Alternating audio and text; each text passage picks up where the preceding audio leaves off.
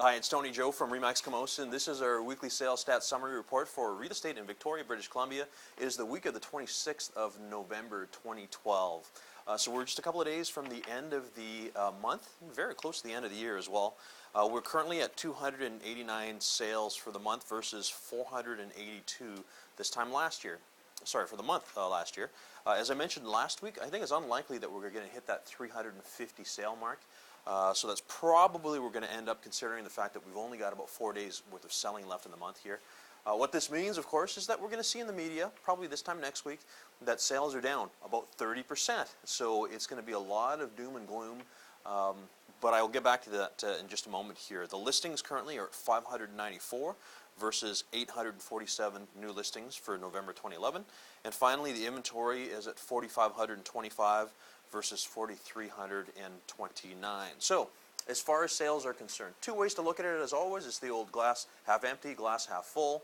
300 or so, 350 say sales for the month of November may sound like quite a bit less than this time last year, but it is still 350 sales in a market area of about 350,000 people, which actually is not bad at all. So I can tell you that the month of November has not been particularly busy for us in terms of sales, in terms of writing contracts and having deals on the board.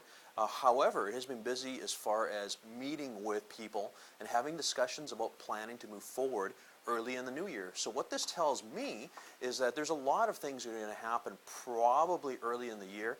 I sense the fact that the 2013 is going to start off a lot stronger than we might anticipate, because people are just simply putting it off right now. That being said, one of the biggest questions that always happens this time of year is whether or not someone should consider putting their house on the market during Christmas time.